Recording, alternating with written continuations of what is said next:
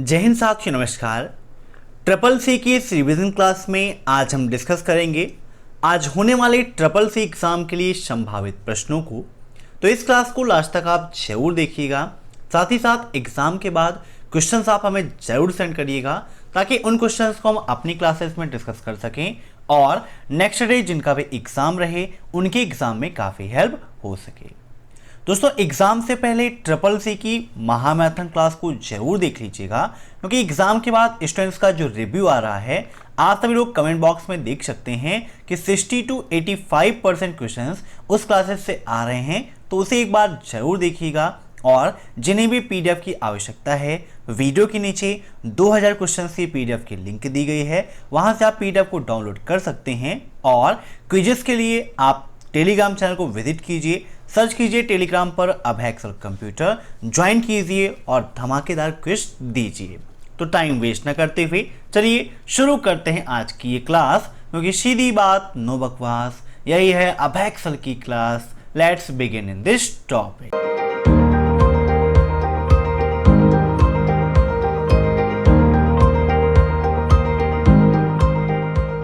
दोस्तों, पहला प्रश्न आपका, लिब्रे ऑफिस का न्यू वर्जन कब लॉन्च किया गया। लिब्रे ऑफिस क्या है आपका, एक ओपन सोर्स सॉफ्टवेयर है जिसमें टाइम टू टाइम अपडेटिंग होती रहती है। इसके पहले सितंबर में अपडेट किया गया था, लेकिन फिर से लिब्रे ऑफिस का न्यू वर्जन लॉन्च कर दिया गया है। तो यहां पर लिब्रे ऑफिस का न्यू वर्जन कब लॉन्च किया गया बताइए। तो इसका राइट आंसर होगा ऑप्शन थर्ड, 3 फरवरी 2021 को अभी हाल ही में लिब्रे ऑफिस का नया वर्जन लॉन्च किया गया है। इसके पहले 3 सितंबर 2020 को लिब्रे ऑफिस का वर्जन जो अपडेट किया गया था, लेकिन अब लेटेस्ट वाला 3 फरवरी 2021 को हो गया है। नोट कर लीजिएगा, जिनके पास पुरानी पीडीएफ होगी, पुरानी ई बुक होगी, वहां पर 3 सितंबर 2020 होगा, लेकिन अब नोट कर लीजिएगा 2021 हो गया और इसे मैंने वहां पर अपडेट भी कर दिया है। अब देखते हैं next question. Which of the following terms is not one of the 5 basic part of a robot? निम्न में से ऐसा कौन सा टर्म है जो रोबोट के 5 बेसिक पार्ट में सम्मिलित नहीं है। अब यहां से एक क्वेश्चन आपका और तैयार हो जाएगा कि रोबोट के कितने बेसिक पार्ट होते हैं। तो 5 बेसिक पार्ट होते हैं। इसमें से जो आपका पेरिफेरल टूल्स है ये रोबोट के 5 बेसिक पार्ट में नहीं आता है। तो इसका राइट आंसर हो जाएगा ऑप्शन फर्स्ट, पेरिफेरल टूल्स। अब देखते हैं नेक्स्ट क्वेश्चन। निम्न में से किस शॉर्टकट की को ऑटो टेक्स्ट के लिए उपयोग करते हैं। मींस किस शॉर्टकट की का उपयोग करके हम ऑटो टेक्स्ट फंक्शन का उपयोग कर सकते हैं। आइए हम यहां पर ओपन कर लेते हैं लिब्रे ऑफिस राइटर और विद प्रैक्टिकल आपको दिखाते हैं। अप्रैल 2018 को ई कॉमर्स पर राष्ट्रीय नीति के लिए ढांचे पर थिंक टैंक की पहली बैठक कहां संपन्न हुई बताइए। तो अप्रैल 2018 को ई कॉमर्स पर राष्ट्रीय नीति के लिए ढांचे की जो थिंक टैंक बैठक थी वो नई दिल्ली में संपन्न हुई। Option C is right. अब नेक्स्ट, किसी सर्च इंजन की सहायता से वाक्यांश को खोजने हेतु मानक तरीका क्या है। मीन्स सर्च इंजन की हेल्प से अगर आप कोई भी टॉपिक सर्च करना चाहते हैं उसके लिए जो मानक तरीका है, किस वे को आप अपनाएंगे।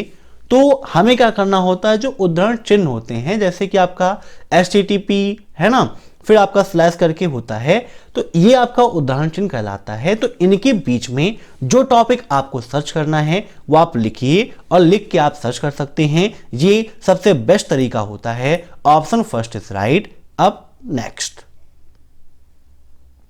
निम्न में से कौन सेंसर का उदाहरण नहीं है। Last chapter overview of future skill and cyber security के अंतर्गत आपका एक इंपॉर्टेंट टॉपिक है IoT। IoT का फुल फॉर्म होता है इंटरनेट ऑफ थिंग्स। उसी के अंतर्गत सेंसर्स वगैरह आते हैं। तो यहां पर पूछा गया है निम्न में से कौन सेंसर का उदाहरण नहीं है। तो IoT सेंसर्स को देखें तो वहां पर स्मोक सेंसर भी होता है, वाटर क्वालिटी सेंसर भी होता है, टेम्परेचर सेंसर भी होता है, लेकिन ICT सेंसर्स नहीं होते हैं। तो यहां पर इसका राइट आंसर होगा ऑप्शन 4, ICT सेंसर्स। अब नेक्स्ट, पहला वेब ब्राउजर बनाया गया था। पहला वेब ब्राउजर कौन सा है अगर आपको ये पता होगा तो आप आसानी से इसका आंसर दे सकते हैं। पहला वेब ब्राउज़र था वर्ल्ड वाइड वेब। कौन सा था? वर्ल्ड वाइड वेब, जिसे हम शॉर्टकट में www कहते थे। यह आपका ग्राफिकल वेब ब्राउज़र नहीं था। अगर CCC एग्जाम में ये पूछता है कि पहला ग्राफिकल वेब ब्राउज़र कौन सा है, तो उसका राइट आंसर होगा मोजाइक। मोजाइक पहला ग्राफिकल वेब ब्राउज़र है, जबकि www आपका सिंपल वेब ब्राउज़र था जो 1990 में बनाया गया था। Option 4 is right. अब नेक्स्ट, PS कमांड के स्टैट कॉलम के लिए निम्नलिखित में से कौन सा मान सत्य नहीं है? Which of following values for stat column of PS command is not true? Status R का मतलब है रन करना, स्टेटस Z का मतलब होता है जॉम्बी, स्टेटस E का मतलब है बाहर आना, या फिर स्टेटस S का मतलब है स्पेलिंग।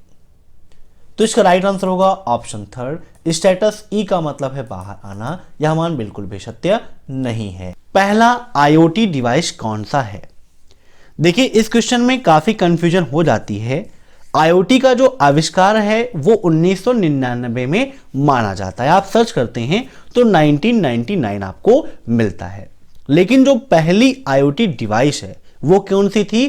कोक वेंडिंग मशीन थी। ये 1982 में डेवलप की गई थी। ठीक है, कोक वेंडिंग मशीन को 1982 में डेवलप किया गया था। तो आविष्कार जो है वो सफल हुआ था आके 1999 में, लेकिन जो मशीन बनाई गई थी वो 1982 में बनाई गई थी। तो याद रखिएगा, दोनों आपके लिए इंपॉर्टेंट है, कंफ्यूज आपको बिल्कुल भी नहीं होना है। अब नेक्स्ट, इक्वल फ्लोर 1589,11 का मान क्या होगा? CCC एग्जाम में लिब्रे ऑफिस कैल्क के काफी सारे फार्मूले पूछे आते हैं दोस्तों, इसीलिए एग्जाम से पहले मैंने एक वीडियो दिया था आपको फार्मूला कैप्सूल के नाम से, जहां पर 40 मिनट की वीडियो में मैंने लिब्रे ऑफिस कैल्क के उन सभी फार्मूलों को एक्सप्लेन किया है जो CCC एग्जाम में पूछे आते हैं, और एग्जैक्ट जो क्वेश्चन पूछे आते हैं वो सारे क्वेश्चंस मैंने वहां पर बताए हैं। वीडियो के नीचे लिंक दे रखी है, आफ्टर क्लास वहां से आप उसे देख लीजिएगा। तो आइए एक बार देखते हैं लिब्रे ऑफिस कैल्क में कि इक्वल फ्लोर 1589,11 का मान क्या होगा। तो इक्वल फ्लोर 11, फ्लोर फार्मूला क्या करता है? हमें डिक्रीज करके वैल्यू देता है। तो यहां पर एंटर करेंगे तो इसका राइट आंसर कितना होगा? 1584। क्योंकि अगर आप नॉर्मली करें तो 1589 को डिवाइड करेंगे 11 से, तो यहां पर ये आपका पॉइंट में वैल्यू जाता है। तो ये क्या करेगा? डिक्रीज करके हमें एक ऐसी वैल्यू देगा जो दूसरी संख्या से पूरी तरह से डिवाइड हो जाए। अब यहां पर इक्वल 144 मल्टीप्लाई 11 आप करेंगे तो आपका राइट आंसर कितना आएगा? 1584 आएगा, और यही यहां पर इसका राइट आंसर हो जाएगा। Option first is right. अब नेक्स्ट, किसी भी सेल को एडिट करने के लिए किस शॉर्टकट की का उपयोग करते हैं? मींस अगर आप लिब्रे ऑफिस कैल्क में कोई सेल एडिट करना चाहते हो तो उसके लिए किस शॉर्टकट की का उपयोग करते हैं? तो इसका राइट आंसर होगा F2। ठीक है, एडिट मोड के लिए हम F2 का उपयोग करते हैं। अब देखते हैं नेक्स्ट क्वेश्चन, IMPS में सप्ताह के कितने दिन मनी ट्रांसफर कर सकते हैं?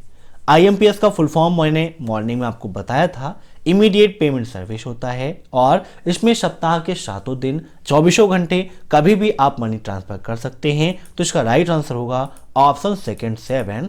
अब नेक्स्ट, सॉफ्टवेयर कोड में त्रुटियों को खोजने की एक प्रक्रिया है।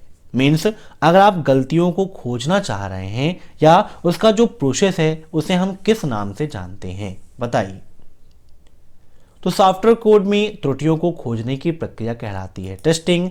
Option second is right. अब नेक्स्ट, किस सेवा का प्रयोग इंटरनेट यूजर डोमेन नाम तथा संगठन से संबंधित सूचना प्राप्त करने में किया जाता है? बताइए, ऐसी कौन सी सेवा है जिसका उपयोग इंटरनेट यूजर डोमेन नेम तथा संगठन से संबंधित सूचना प्राप्त करने में किया जाता है? यह सभी क्वेश्चंस लगभग मैंने CCC की महामैराथन क्लास में डिस्कस किए थे, और एग्जाम में उससे बहुत ज़्यादा क्वेश्चंस पूछे गए हैं, तो उसे आप एक बार एग्जाम से पहले जरूर देख लीजिएगा।